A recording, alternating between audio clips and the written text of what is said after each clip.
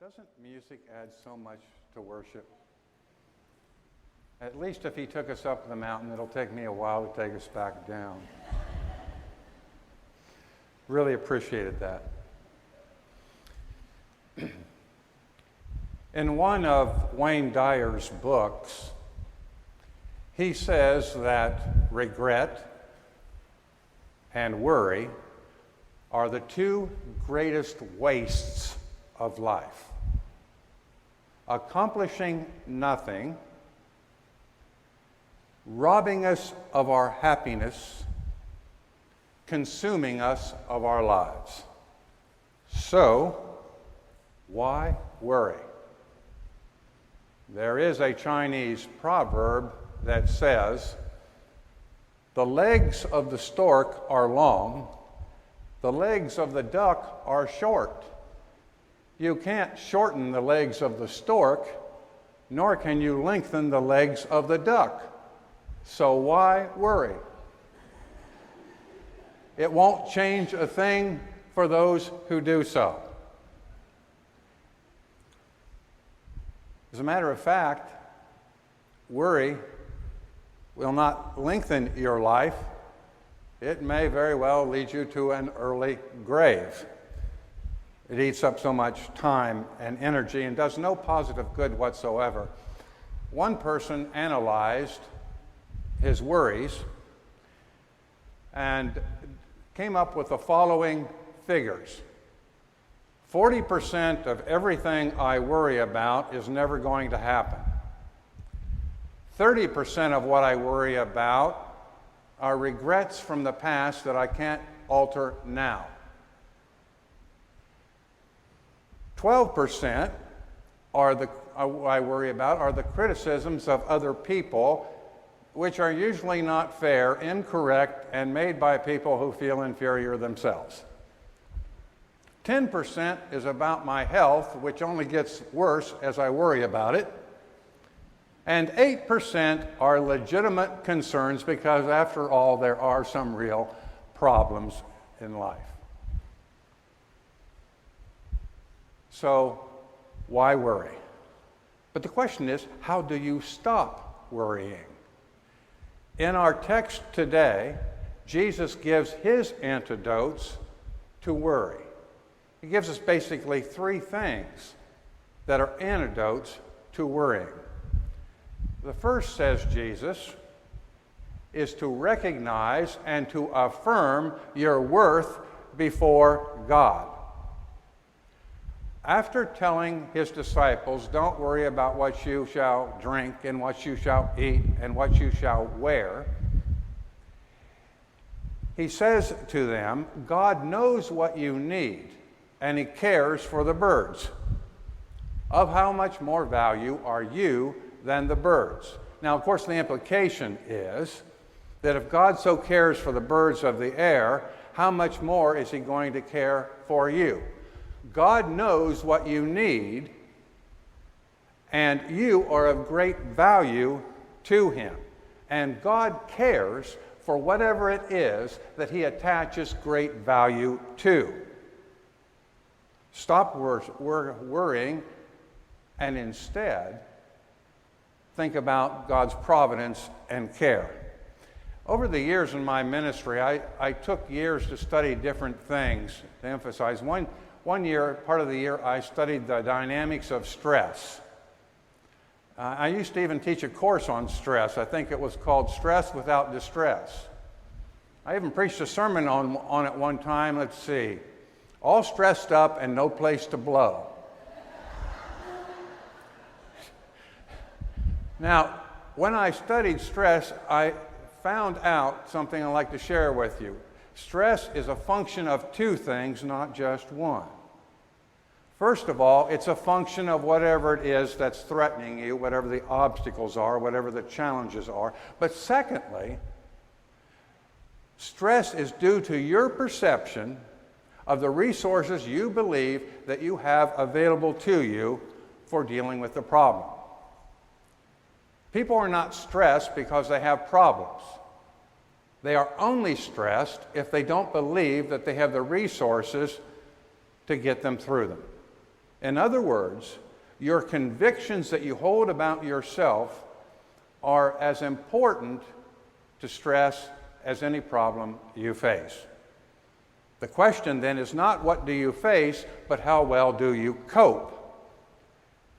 You know, a person can get a flat tire, and for one person, a flat tire may be a life-threatening experience.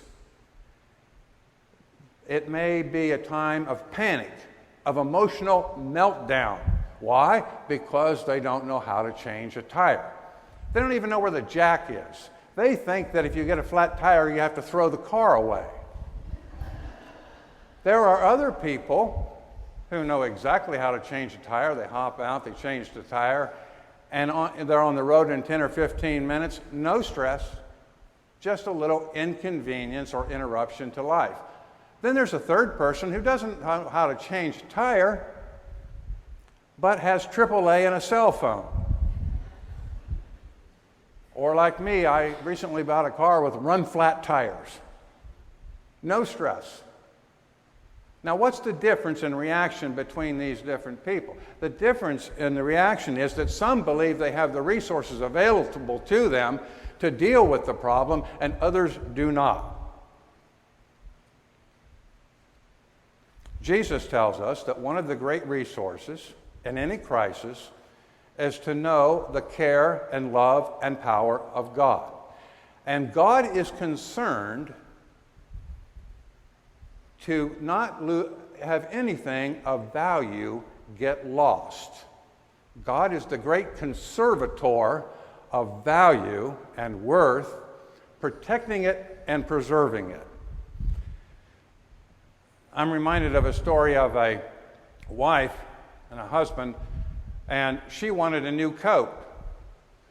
And he said, "Well, if I buy you a new coat, what will you do with the old one?" She said, I'll make bed covers of it. "Well, what will you do with the old bed covers?" "Well, I'll make pillowcases out of it." "What will you do with the old pillowcases?" "Well, I'll cut them in strips and turn it into a mop." "Well, what will you do with the old mop?" "I'll grind up the fibers, mix it with cement, and fill the holes in our cottage." "Then," said the husband, "you may have a new coat."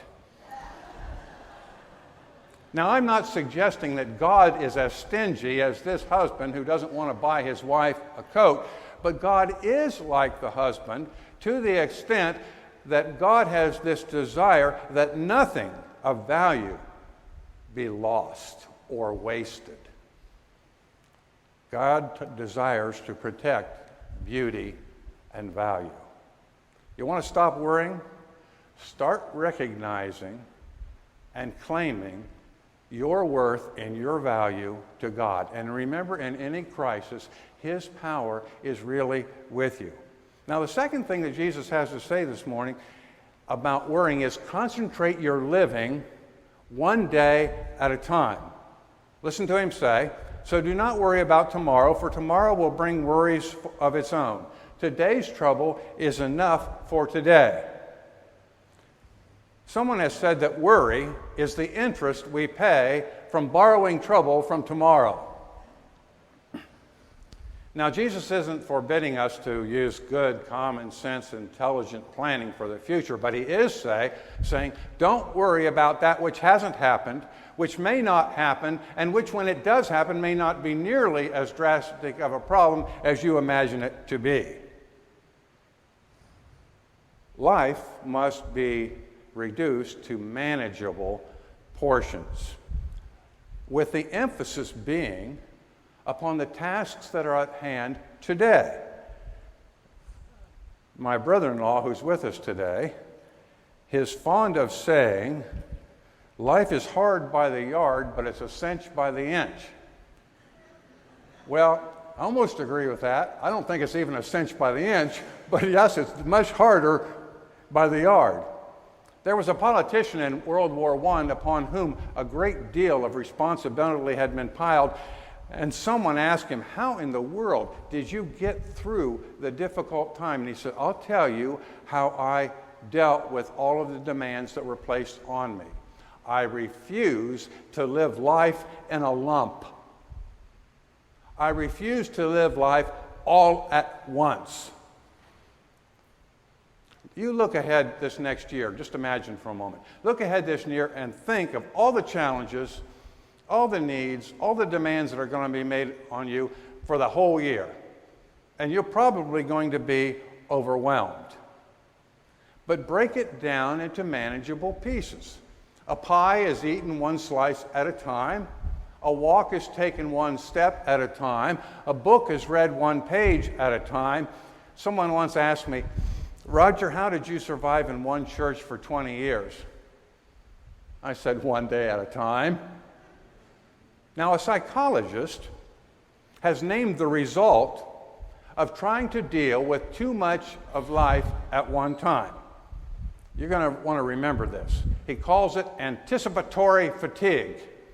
Anticipatory fatigue.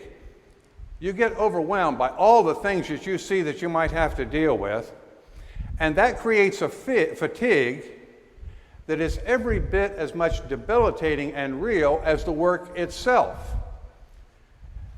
This creates so much fatigue that you actually end up doing the work twice. Now, how do you avoid anticipatory fatigue and stop worrying? One way is to take life one step at a time, one day at a time, or I might even say one word at a time. Some of you may remember back in the 1930s or the 1940s, I used to study great preachers in the hopes of one day being something like them. There was Harry Emerson Fosdick, and then there was another man named Clovis Chappell. Now, when Clovis Chappell went back to school, he was very late in going back to school and very far behind all of the other students.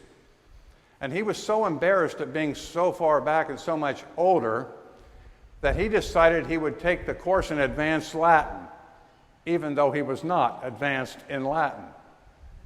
Well, it turned out to be very humiliating, because for the first 10 weeks, he didn't even answer a single question. And he went to the professor and he said he was afraid that he was going to be flunking out. And the professor said to him, I'll tell you what, if you'll learn just one word a day, you'll go to the head of the class. And by the end of the second year, he was indeed at the head of the class. It didn't happen all at once. It happened little by little. It happened word by word. And that's the way to live. One manageable part at a time. You know, I think if you ever went to college, and a lot of you did, the one thing I learned in college was you go into class the first day. Now, you're going to have 4 or 5 professors. And each class you go into, the professor comes in with a stack of books about like this. That's the first class. And there's another stack, that's the second class. And then there's another stack, that's the third class. And you look at all you got accomplished in 10 or 15 weeks, and you say, well, where's the exit? I'm leaving now.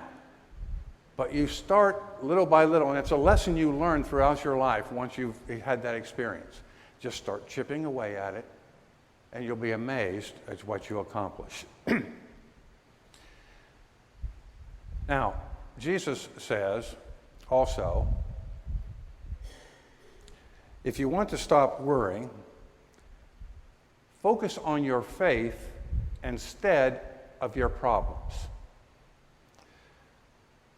What are you worried about right now? Your health, your family, your kids, your grandkids, the future of your church, who knows what.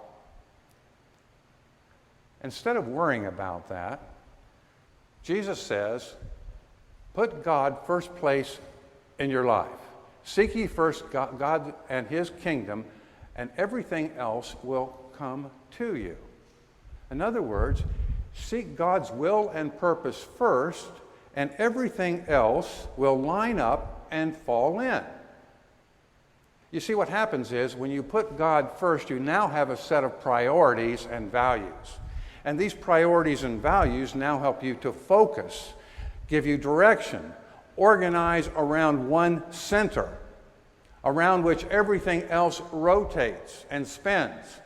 A person without priorities spins off in every direction, begins to wobble, and falls over.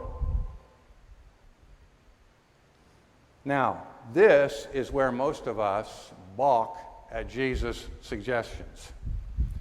Because fundamentally what Jesus is saying is that worry is what we substitute for faith.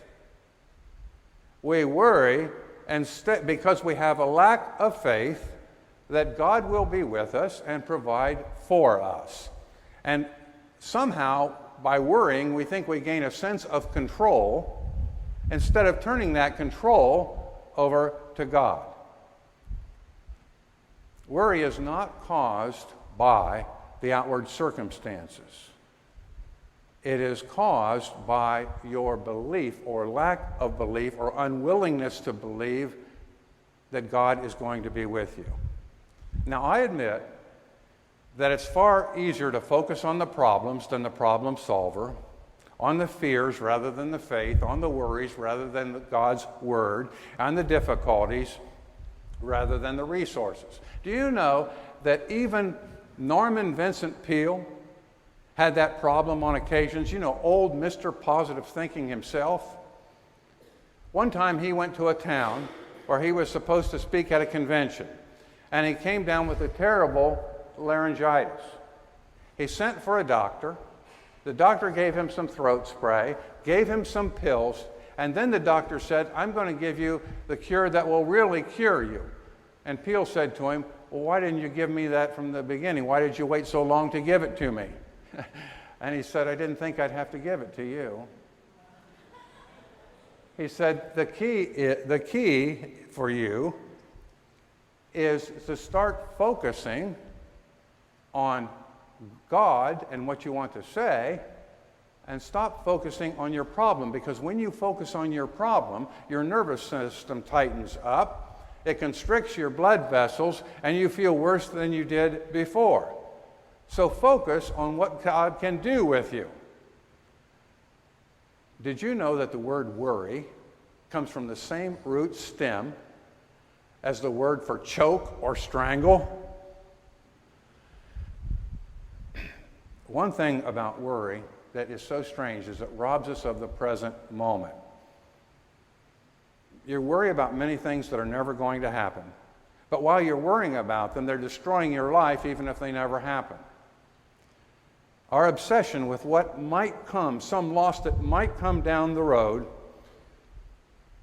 and you worry about it, and what happens? You end up losing today as well. One of the craziest things about worry is that a catastrophe that we fear, the energy we put into the worry may actually turn out to be worse than what it is that we feared. A lot of anxious people are nail biters. Did you know that the British actor David Niven was a nail biter? He was notorious for that. He had a friend named Noel Coward who was a playwright, and Noel Coward was over in Paris, and when he was over there, he sent David Niven a postcard. On the front of the postcard was the Venus de Milo. And he wrote on the card, "You see what will happen to you if you don't stop biting your nails?"